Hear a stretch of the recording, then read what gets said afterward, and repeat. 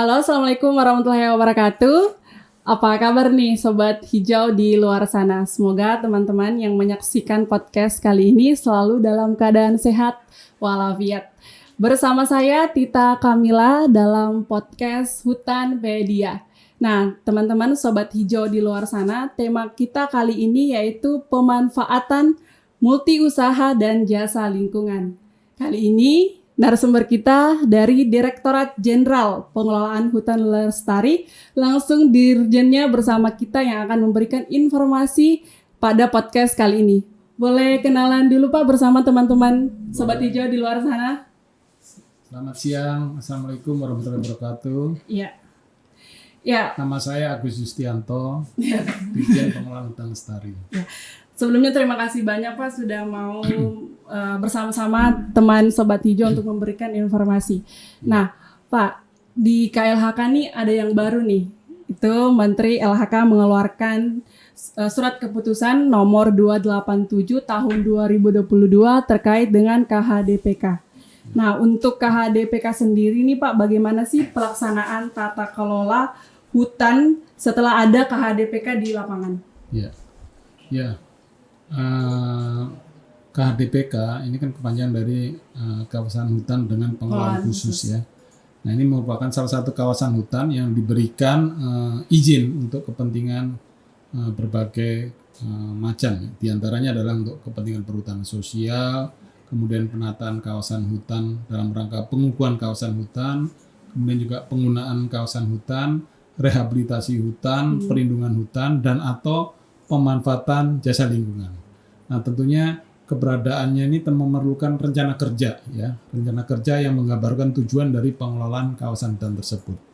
Nah, dengan adanya rencana kerja di KHDPK, maka strategi tata kelola hutan di Pulau Jawa ini diharapkan tetap tercapai, yaitu peningkatan efektivitas penggunaan lahan yang mempertimbangkan kelestarian hutan. Kemudian juga kelestarian sumber daya alam, serta kelestarian produksi hasil hutan, baik kayu, hasil hutan bukan kayu, dan juga jasa lingkungan pada areal tersebut. Nah, hal ini berkaitan dengan adanya akses masyarakat yang sekarang ini cukup masif ya, terutama di Pulau Jawa ini, dan ini sudah berlangsung lama. Oleh karena itu, ini akan berdampak pada pengelolaan hutan tersebut. Nah, harapannya KHDPK ini bisa menjadi salah satu dari upaya atau cara pemerintah untuk mengarahkan pengelolaan areal hutan berbasis masyarakat, khususnya yang telah diterapkan oleh perum perhutani sebelumnya, supaya secara lebih efektif dan produktif ke depan. Nah, KHDPK sendiri ini dapat dijadikan sebagai strategi peningkatan produktivitas lahan yang secara bersama-sama meningkatkan kualitas lahan secara terpadu. Nah, ada 5 pilar pengelolaan hutan yang menjadi bentuk nyata dari KHDPK. Yang pertama adanya kepastian kawasan yang diakui oleh semua pihak. Kemudian adanya jaminan berusaha, kemudian adanya peningkatan produktivitas kawasan hutan, dan juga untuk membangun inovasi untuk diversifikasi produk kehutanan serta peningkatan daya saing produk kehutanan yang merupakan konsep kehutanan yang menyeluruh, mulai dari hulu, hilir, dan pasar. Ya, dari segala tata kelola, kemudian pilar dari KHDPK ini sendiri, Pak, akhirnya kan pasti untuk mensejahterakan masyarakat sendiri.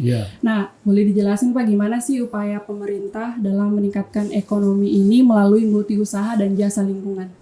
Ya, sekarang ini ada kebijakan yang disebut dengan multi usaha kehutanan. Nah, multi usaha kehutanan ini merupakan skema ya, tata kelola kehutanan yang bertujuan untuk meningkatkan produktivitas hasil hutan kayu, hasil hutan bukan kayu, serta jasa lingkungan yang dilakukan secara terpadu pada area yang diberikan izin usaha yang disebut dengan perizinan berusaha pemanfaatan hutan dan juga KHDPK. Nah, skema multi usaha kehutanan tersebut ini didasarkan pada kuantitas dan kualitas lahan yang dapat dimanfaatkan untuk berbagai tujuan produksi dimaksud. Khususnya pengembangan perencanaan pemanfaatan sumber daya alam termasuk manipulasi lingkungan yang mempertimbangkan sinergitas aspek ekonomi, ekologi, sosial yang terangkum dalam satu paket kebijakan. Nah, peran serta multi pihak dalam proses implementasi ini sangat dibutuhkan. Oleh karena itu harapannya skema multi usaha kehutanan ini dapat dijadikan sebagai dasar tata kelola kehutanan yang secara bersama-sama untuk mengembangkan kualitas dan kuantitas produk hasil hutan serta jasa lingkungan khususnya untuk pemegang izin. Nah, kalau terkait dengan pemanfaatan hutan Jawa terhadap multi usaha itu gimana, Pak? Ya, khususnya di Jawa. Di Jawa. Ini memang pemerintah sudah mengarahkan untuk pengelolaannya dilakukan oleh BUMN dalam hal ini Perum Perhutani dan juga untuk masyarakat ya. Oleh karena itu harapannya pengelolaan ini bisa terintegrasi ya. Karena nanti akan diatur rencana pengelolaan hutan jangka panjangnya dan sehingga secara kesatuan terintegrasi pengelolaan baik oleh BUMN maupun oleh masyarakat ini bisa dipadukan. Gitu.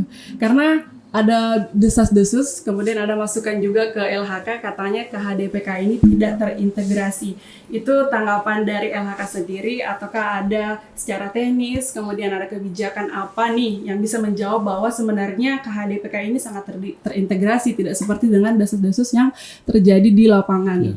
Gitu. Insya Allah melalui rencana pengelolaan hutan jangka panjang yang dilakukan oleh KLHK yang mempertimbangkan kesatuan ekosistem ini bisa mengintegrasikan semua kegiatan karena semua kegiatan harus berdasarkan rencana tersebut dan turunannya ini juga harus disepakati dan juga harus diimplementasikan oleh semua pihak termasuk masyarakat. Gitu.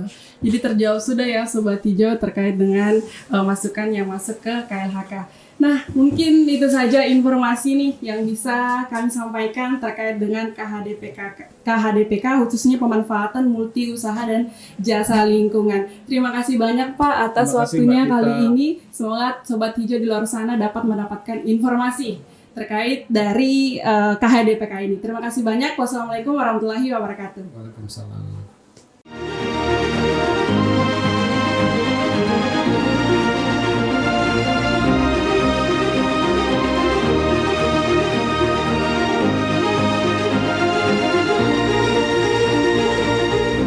Sobat Hijau di luar sana, semoga teman-teman yang menyaksikan podcast kali ini selalu dalam keadaan sehat walafiat.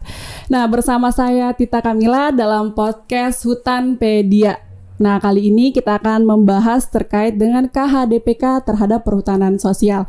Nah, untuk itu narasumber kita langsung datang dari Direktorat Jenderal Perhutanan Sosial dan Kemitraan Lingkungan. Nah, hebatnya langsung dirjennya langsung yang akan memberikan kita terkait informasi tentang KHDPK terhadap perhutanan sosial. Kita sapa dulu. Selamat datang Pak Dirjen, apa kabar? Luar biasa Tita. Ya, semangat terus ya Pak ya. Luar biasa semangatnya. Ya, siap. Nah, Pak, sebelum kita membahas lebih teknis terkait dengan KHDPK, saya teringat dengan pernyataan Menteri BUMN pada kegiatan Wana Lestari, Bapak Erick Thohir, bahwa sebagian areal pengelolaan hutan di Jawa itu sebagian menjadi areal perhutani. Sebagian juga sesuai dengan arahan Presiden untuk pengurusan kehutanan oleh KLHK. Assalamualaikum warahmatullahi wabarakatuh. Salam sejahtera untuk kita semua. Shalom, Om Swastiastu, Nama Budaya, Salam Kebajikan. Saya hanya menyambung yang disampaikan Ibu Menteri, bagaimana kami seluruh menteri yang hadir mendukung program Ibu Menteri yang dimana sesuai dengan arahan Bapak Presiden harus program yang memberikan solusi kepada rakyatnya. Setuju? Nah, karena itu kami dari Kementerian BUMN berkolaborasi dengan Ibu Menteri menyisihkan sebagian lahan yang sesuai dengan arahan Bapak Presiden yang namanya hutan sosial masyarakat nanti dikelola langsung oleh Ibu Menteri.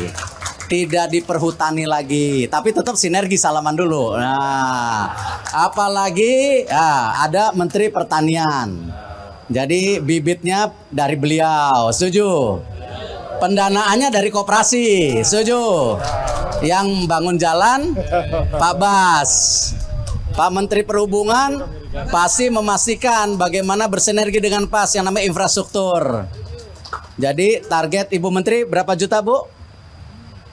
semuanya berapa juta tahun ini selesai kan? Oh iya, seluruhnya tahun ini kita berharap bisa 2 juta. Nah, insya Allah. Itu terjemahannya kepada publik seperti apa Pak? Boleh dijelaskan? Baik Tita, terima kasih. Jadi pernyataan Pak Erick Thohir itu sangat luar biasa. Iya.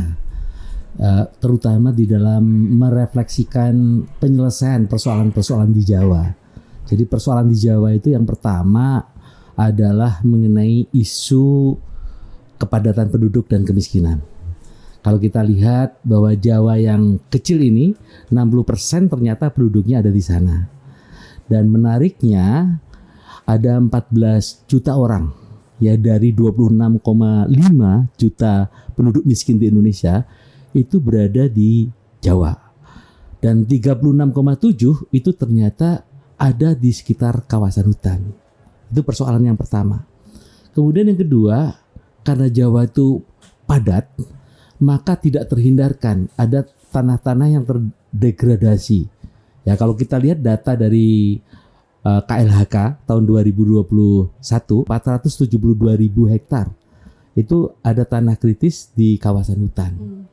Ya, yang semua sekarang ini seperti menjadi tanggung jawab perhutani kan gitu. Iya.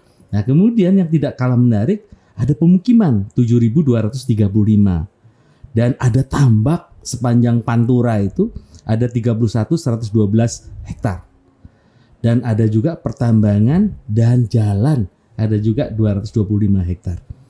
Nah, selama ini belum ada kebijakan. Jadi dengan PP 72 tahun 2010 semuanya seolah-olah perhutani. Padahal perhutani itu adalah operator gitu ya. Sehingga untuk pengurusan hutannya, untuk kepentingan publik tadi sesuai dengan arahan yang terhormat Bapak Presiden, harusnya pemerintah dalam hal ini adalah KLHK. Oleh karena itu, kebijakan KHDPK sebagaimana dimandatkan dalam PP 23 tahun 2001 tentang penyelenggaraan kehutanan, pasal 125 itu mengatakan bahwa hutan lindung dan hutan produksi di luar areal perhutani itu menjadi pengurusan oleh KLHK untuk tujuan yang pertama itu adalah untuk perhutanan sosial. Tadi ya ada 14 juta orang yang 36,7 aksesnya tidak ada. Potret-potret kinerja sosial perhutani ya belum cukup baik kalau menurut saya. Karena kita lihat masih ada pencurian kayu, diberikan hutan, pungutan-pungutan di sana. Walaupun kinerja ekonominya pada tahun 2021 ada keuntungan ya sekitar 450 miliar ya. Tetapi kinerja sosialnya itu akan dibetulkan melalui perhutanan sosial. Itu yang pertama. Kemudian yang kedua adalah dalam rangka pengukuhan kawasan hutan. Kan selama ini banyak konflik-konflik di Jawa, ya di Banyuwangi, Jember dan lain sebagainya, Kediri dan lain sebagainya. Konflik tenurial, konflik untuk pemukiman, pertanian, perkebunan, pertambangan, lahan pengganti, hutan cadangan, itu memerlukan penyelesaian-penyelesaian. Oleh karena itu, tujuan KHDPK yang kedua itu adalah untuk penataan kawasan hutan. Kemudian untuk yang ketiga itu untuk penggunaan kawasan, bahwa memang benar ada pembangunan yang lain di Jawa yang memerlukan lahan dan itu bisa diselesaikan melalui IPPKH, PPKH dan lahan kompensasi. Ini harus diatur dan harus diselesaikan. Dan yang keempat, rehabilitasi hutan. Tadi saya katakan ada 472 hektar. Kalau itu dibebankan kepada perhutani sangat berat. Oleh karena itu tugas pemerintah untuk melakukan rehabilitasi. Dan yang terakhir itu adalah mengenai perlindungan dan pemanfaatan jasa lingkungan. Kita tahu karena padat orang butuh rekreasi. Tempat-tempat yang bagus tentunya bisa dikelola secara baik untuk tujuan publik. Dengan demikian KHDPK itu mempunyai tujuan yang luar biasa, double. Yang pertama adalah bagaimana kita mengefektifkan perhutani supaya dia fokus kepada bisnisnya, ya, sehingga keuntungannya itu menjadi sangat baik, gitu. Itu yang pertama. Kemudian yang kedua adalah penyelesaian terhadap masalah-masalah lingkungan dan kemasyarakatan di Jawa itu bisa diselesaikan. Itu saya pikir. Ya, menarik sekali nih Pak. Nah, ini kan KHDPK ada 6 urusan atau elemen. Bagaimana KHDPK ini terhadap perhutanan sosial? Ya, jadi KHDPK itu kan dari 2,4 juta hektar, itu 1,1 juta hektar itu menjadi areal KHDPK. Sedangkan yang 1,3 itu menjadi areal perumbu tani. Ya. Nah, kemudian dari 1,1 itu proyeksinya adalah sekitar 856.000 hektar. Itu menjadi areal perhutanan sosial. Nah, oleh karena itu harus dikelola ya, melalui kita sudah merancang yang namanya pedoman ya, permen ya, peraturan menteri mengenai perhutanan sosial di KHDPK. Yang intinya yang pertama kita menggunakan norma nasional, salam 5 jari, hutan desa, hutan kemasyarakatan, kemitraan kehutanan, kemudian hutan tanaman rakyat dan hutan adat. Norma ini akan dipakai di Jawa. Sementara yang existing sekarang atau pada waktu yang lalu mengenai Kulin KK dan IPHPS semua akan ditransformasikan. Itu yang pertama. Kemudian yang kedua, yang paling penting lagi bahwa di Jawa ini akan dikenakan pengelolaan yang kita sebut intensif. Ya, jadi ada aset-aset perumbu tani ya, kantor-kantor yang arealnya itu di KHDPK tentunya bisa dimanfaatkan pemerintah. Ya, untuk menopang pengelolaan KHDPK ya. Termasuk di dalamnya adalah mengenai sumber daya manusianya. Itu akan bertransformasi di dalam konteks KHDPK tersebut. Dalam rangka itu maka untuk di perhutanan sosial kita mengenal bahwa PIAPS perhutanan sosial yang belum ada izin atau persetujuan itu akan dilakukan kerja bareng jemput bola. Karena sudah ada pendamping-pendamping tadi yang dari perumbu tani tadi ya tentunya akan bertransformasi menjadi pendamping perhutanan sosial. Mereka akan mendampingi pendampingnya, kelompoknya, kemudian areal kerjanya diidentifikasi, kemudian kita berikan persetujuan untuk 35 tahun ya. Dan yang paling menarik, yang ketiga yang ingin saya sampaikan adalah selain distribusi akses kita lakukan dengan pendampingan tadi. Kemudian juga akses mengenai kerjasama modal dan juga pasar itu dimungkinkan. Dan sekali lagi perumbu tadi bisa menjadi kerjasama usaha tadi. Masih itu dimungkinkan. Apalagi kalau itu kayu. Gitu ya. Dengan demikian yang menjadi masukan dari publik ya tentang aset, tentang SDM, jangan khawatir. Ya, jangan khawatir karena semua sudah dipikirkan di dalam konsep pedoman dan juga permen mengenai perhutanan sosial di KHDPK. Sedangkan isu yang lainnya, isu yang lainnya tentunya itu nanti akan disosialisasikan secara bersama-sama, ya, baik oleh perhutani maupun oleh KLHK supaya paling tidak pengertian di publiknya itu menjadi sangat terang benderang gitu ya, dan bisa menyelesaikan persoalan-persoalan seperti yang diidamkan tersebut. Sudah terjawab ya Sobat Hijau terkait dengan bagaimana sih transformasi dan transisi penataan hutan di Jawa terhadap KHDPK. Sudah dijelaskan juga bagaimana mekanisme transisi aset dari perhutani itu seperti aset SDM, kemudian aset yang tidak bergerak dan lain sebagainya. Ya, jadi satu lagi bahwa aset tanaman yang sekarang berada di KHDPK itu tetap menjadi aset negara, yaitu yang dikelola oleh perhutani ya. Jadi prinsipnya ya. Dan salah satu tugas daripada pendamping yang dari teman-teman dari perhutani yang dipekerjakan di KHDPK itu adalah satu menginventarisasi dan menjaga asetnya. Ya, sehingga nanti dia bisa sampai panen. Nah, begitu panen maka konsep multi usaha rakyat itu akan bergerak dengan pola agroforestry, silvofisheries dan silvopastural. Jadi jangan khawatir gitu. Kemudian yang kedua, jangan khawatir yang kedua bahwa teman-teman mau LMDH atau KTH tetap aja. Kalau yang penting masyarakatnya lokal, masyarakat yang tinggal di sekitar kawasan hutan itu nggak ada masalah. Kita lanjutkan saja dengan transformasi dan transisi ini tidak akan menjadi masalah karena sudah ada pengaturannya. Jadi jangan khawatir karena pemerintah sudah merancang dan juga sudah merencanakan bagaimana ini handling ke depannya. Ya, siap. Luar biasa sekali Pak, sudah terjawab pertanyaan-pertanyaan masyarakat di luar sana terkait dengan KHDPK, ternyata pemerintah memiliki upaya yang luar biasa, memiliki strategi dan mekanisme untuk KHDPK ini. Terima kasih banyak Pak untuk informasinya. Semoga Sobat Hijau di luar sana dapat mendapatkan informasi terkait dengan KHDPK. Saya Tita Kamila pamit undur diri. Sekali lagi terima kasih banyak Pak. Assalamualaikum warahmatullahi wabarakatuh. Waalaikumsalam, salam 5 jari.